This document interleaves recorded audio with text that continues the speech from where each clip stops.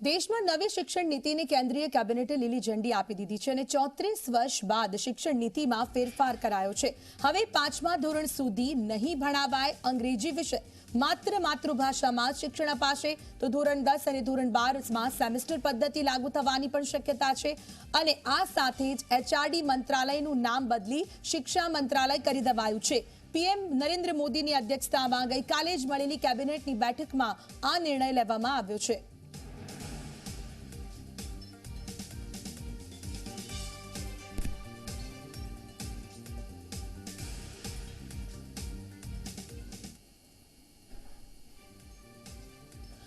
કેવી હશે નવી શિક્ષણ નીતિ? તો અભ્યાસ અધવચ્ચેથી છોડે તેને પણ મળશે સર્ટિફિકેટ।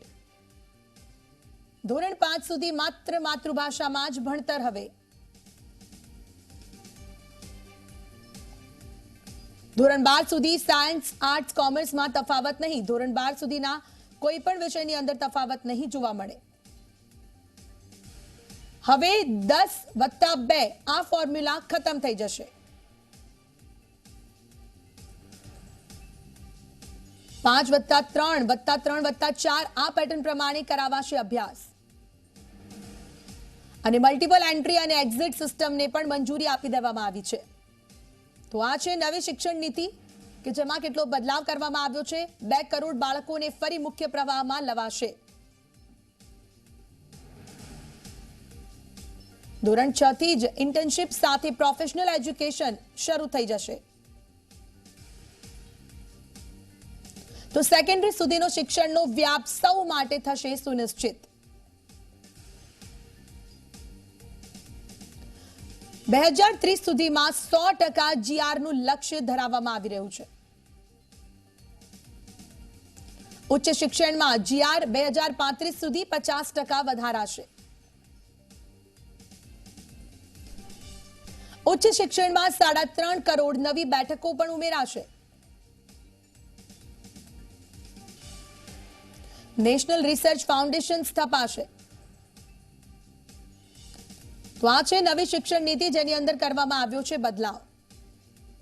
વર્ષના લાંબા ગાળા બાદ દેશની શિક્ષણ નીતિની અંદર ફેરફાર કરવામાં આવ્યા છે, બદલાવ કરવામાં આવ્યા છે।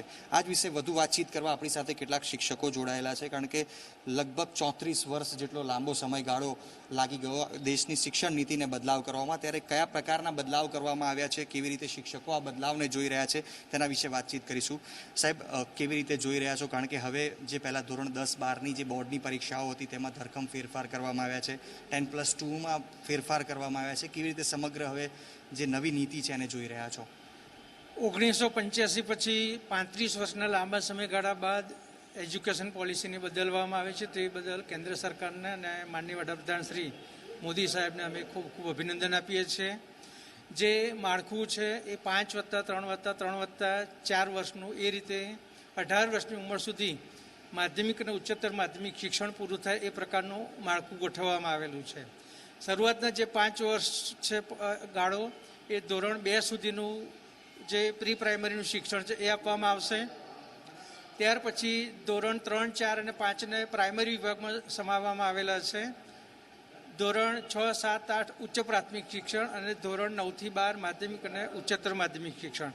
આમાં સૌથી મહત્ત્વની બાબત એ છે કે ધોરણ 5 સુધીનું શિક્ષણ બાળકને માતૃભાષામાં જ આપવામાં આવે, જે ખરેખર પ્રશંસનીય અને આવકારદાયક પગલું છે।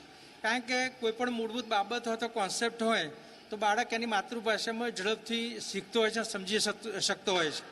અને ધોરણ 2 સુધીનું જે શિક્ષણ છે એ શિક્ષણની સાથે રમતગમતોની પણ સાંકળી લેવામાં આવેલી છે। આ બાબત ખૂબ જ આવકારદાયક છે। અન્ય શિક્ષક જોડાયેલા છે, તેમનાથી વાત કરીશું। સર, તમે પણ કેવી રીતે જુઓ છો? કારણ કે પ્રાદેશિક ભાષામાં ધોરણ 5 સુધીનું શિક્ષણ આપવાની વાત કરવામાં આવી છે। અલગ અલગ રાજ્યોમાં જોઈએ તો અલગ અલગ ભાષાઓમાં શિક્ષણ આપવામાં આવે, ત્યારે પ્રાદેશિક ભાષાને પ્રાધાન્ય। બરાબર છે। આ એક ખરેખર આવકારદાયક પગલું છે કે 5 ધોરણ સુધી જે પ્રાદેશિક ભાષામાં શિક્ષણ આપવું એ ખરેખર એક આવકારદાયક પગલું છે। કારણ કે અત્યારે લોકોને ઇંગ્લિશ મીડિયમનો બહુ મોહ વધી ગયો હતો, એટલે દરેક વ્યક્તિઓ છે પોતાના છોકરાને ઇંગ્લિશ મીડિયમમાં મૂકતો હતો। મા બાપ ભલે ઘરે ઇંગ્લિશ જાણતા હોય કે ન જાણતા હોય છતાં પણ તેને અંગ્રેજી મીડિયમમાં મૂકી દેતો હતો, એટલે બાળક છે ગુંચવાઈ જતું હતું। અને આ પ્રાદેશિક ભાષામાં શિક્ષણ આપવાને કારણે મા બાપ છે તે પણ તેને સમજાવી શકશે ઘરે બેઠા બેઠા કે શું ખરેખર શું આવે છે, તેને કંઈક વધારાનું નોલેજ જોતું હોય તો તે પણ પૂરું પાડી શકશે। એ ખરેખર એક આવકારદાયક પગલું છે 5 ધોરણ સુધીનું। અન્ય શિક્ષકો પણ ઉપસ્થિત છે, તેમનાથી વાત કરીશું. સાહેબ, ઘણા બધા ચેન્જીસ કરવામાં આવ્યા છે, જે મુજબ હવે જે પહેલાંની જેમ ધોરણ 10ની બોર્ડની પરીક્ષા જે છે નહીં લેવાય, સીધી ધોરણ 12ની પરીક્ષા લેવાશે. 9થી 12ને સેમિસ્ટરમાં વિભાજિત કરવામાં આવ્યા છે. નિર્ણયને તમે કેવી રીતે જુઓ છો? જે બાળક અત્યાર સુધી ધોરણ 10ની બોર્ડની એક્ઝામ આપતું હતું એ વખતે પુખ્ત કે પરિપક્વ નહોતું. જ્યારે હવે નવી શિક્ષણ નીતિ આવશે, જે વૈશ્વિક ફલક અને જે નવા અત્યારે સુધારા થાય છે એ પ્રમાણે જ્યારે બાળક 9, 10 અને 11માં પછી જે બોર્ડની પરીક્ષા આપશે ત્યારે પોતે પુખ્ત થઈ ગયું છે. પોતાને કઈ ફેકલ્ટીમાં જવું છે, પોતાને શેમાં રસ છે એ ફેકલ્ટી પોતે પસંદ કરી અને એ ફેકલ્ટીમાં આગળ વધશે તો એનું ફ્યુચર આગળ હશે. એટલે આ નવી શિક્ષણ નીતિમાં હું માનું છું ત્યાં સુધી બાળકને કેન્દ્રમાં રાખીને એક નવી શિક્ષણ નીતિ અપનાવી છે, જે આ સરકારનું ખરેખર ખૂબ આવકારદાયક પગલું છે. સર, તમે કેવી રીતે જોઈ રહ્યા છો? કારણ કે 34 વર્ષનો સમયગાળો લાગ્યો એક ફેરબદલ કરવા માટે, અંતે જે નવા ફેરબદલ આવ્યા છે કેવી રીતે જુઓ છો? સરકારે બહુ જ સારી વાત કરી છે, કારણ કે 1992 પછી કોઈ સુધારા શિક્ષણમાં થયેલા ન હતા અને આ પહેલી વખતે આ સુધારા થયા છે. ખાસ કરીને જે માનવ સંસાધન વિકાસ મંત્રાલય હતું એનું નામ શિક્ષણ મંત્રાલય આપવામાં આવ્યું છે, એ ખૂબ જ સારી વાત છે. ઘણીવાર વિદ્યાર્થીઓ સમજતા નહોતા કે આ વળી કેમ અલગ મંત્રાલય લાગે છે, એવું એમને ફીલ થતું હતું. એની જગ્યાએ અત્યારે હાલ આજે શિક્ષણ મંત્રાલય નામ આપવામાં આવ્યું છે, એ ખૂબ સારી વાત છે. અને જે માતૃભાષા ઉપર જે મહત્ત્વ આપવામાં આવ્યું છે એ ખૂબ જ સારી વાત છે, કારણ કે પોતે વિદ્યાર્થી, દાખલા તરીકે ગુજરાતી માધ્યમનો અત્યારે ગુજરાતનો વિદ્યાર્થી હોય, એ પોતાનું ગુજરાતી જ ન જાણતો હોય ને એકલું અંગ્રેજી મીડિયમમાં અંગ્રેજી શીખતો હોય તો ગુજરાતી ન જાણતો હોય તો એને પાછળથી ઘરના વ્યવહારોમાં એમાં પણ તકલીફ પડતી હોય છે. એટલે સર, તમે કેવી રીતે જુઓ છો? કારણ કે ટેકનિકલ કોર્સીસની વાત કરીએ તો હવે ધારો કે 1-2 વર્ષ પછી જે છોકરા છોડીને જાય તેને સર્ટિફિકેટ અને ડિગ્રી સર્ટિફિકેટ એવા બધા આપવાની વાતચીત કરવામાં આવી છે, તો ધોરણ 12 પછીના અભ્યાસમાં પણ જે ચેન્જીસ કરવામાં આવ્યા છે કેવી રીતે જુઓ છો? ખૂબ જ પ્રશંસનીય પગલું છે વિશ્વની સાથે ભારતની શિક્ષણ નીતિને જોડવા માટેનું. 12 પછી છે એ છોકરાઓ કન્ફ્યુઝ હતા અને હવે પછી છે 1 વર્ષમાં સર્ટિફિકેટ કોર્સ, 2 વર્ષમાં ડિપ્લોમા સર્ટી, 3 વર્ષે ડિગ્રી અને 4 વર્ષે સંશોધન સાથે ડિગ્રી. આમ 4 વર્ષમાં એ પીએચડી ડિગ્રી સુધી પણ મેળવી શકે છે. એ સિવાય બીજું છે કે 2 કોર્સ સાથે ન તો કરી શકતો. હવે એવી જોગવાઈ કરવામાં આવી છે કે જો એક કોર્સ પછી બીજો કોર્સ એણે કરવો હોય તો પ્રથમ કોર્સમાં એ નિશ્ચિત સમયગાળા સુધીનો બ્રેક લઈ શકે, બીજો કોર્સ પૂરો કરી અને ફરી પાછો છે એના અગાઉના કેસમાં જોઈન્ટ થઈ શકે છે. પછી નેશનલ રિસર્ચ ફાઉન્ડેશનની સ્થાપના કરવામાં આવશે, જે ટેકનિકલ અને સંશોધન ક્ષેત્રને વેગ મળશે. આ ઉપરાંત SC, ST, OBC માટેની શિષ્યવૃત્તિમાં વધારો કરવામાં આવશે, એટલે છેવાડાના ગરીબ માનવીઓ છે એમને પણ ઉચ્ચ પ્રકારનું શિક્ષણ અને લાયકાત મળી શકશે.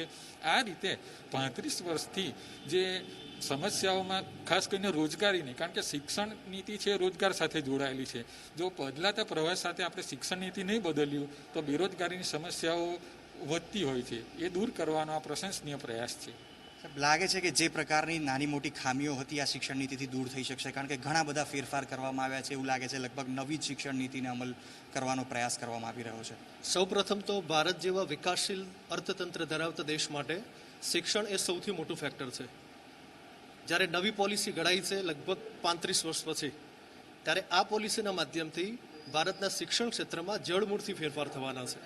પ્રાઇમરી કક્ષાથી આપણે વાત કરીએ છેક કોલેજ કાળ સુધી બાળક પોતાનો જે સંશોધન કરવાનો જે વિષય છે, ભણવાનો વિષય છે, સાથે સાથે બાળકનું ભણતર, ગણતર અને સંસ્કાર, આ ત્રણેય બાબતનો સમન્વય આવા પ્રકારના શિક્ષણની નીતિના માધ્યમથી થવાનો છે. તો ક્યાંક ને ક્યાંક જે પ્રકારે નવી શિક્ષણ નીતિ લગભગ 34 વર્ષના લાંબા સમયગાળા બાદ આપવામાં આવી છે, કહી શકાય કે ધડમૂળથી ફેરફાર કરવાનો એક પ્રયાસ કરવામાં આવ્યો છે. હવે જોવાનું એ રહેશે કે આગામી દિવસમાં આ નીતિને કેવી રીતે અમલીકરણ કરવામાં આવશે, કારણ કે પ્રાદેશિક ભાષા ઉપર ધોરણ 5 સુધીના વિદ્યાર્થીઓ માટે સીધી રીતે કહેવામાં આવ્યું છે કે પ્રાદેશિક ભાષામાં અભ્યાસ કરવામાં આવે. તમામ શિક્ષકો પણ જે નવી શિક્ષણ નીતિ છે તેને ક્યાંક ને ક્યાંક આવકારતા નજરે પણ પડી રહ્યા છે. કેમેરામેન અમિત મકવાણા સાથે અતુલ તિવારી, ઝી મીડિયા, અમદાવાદ.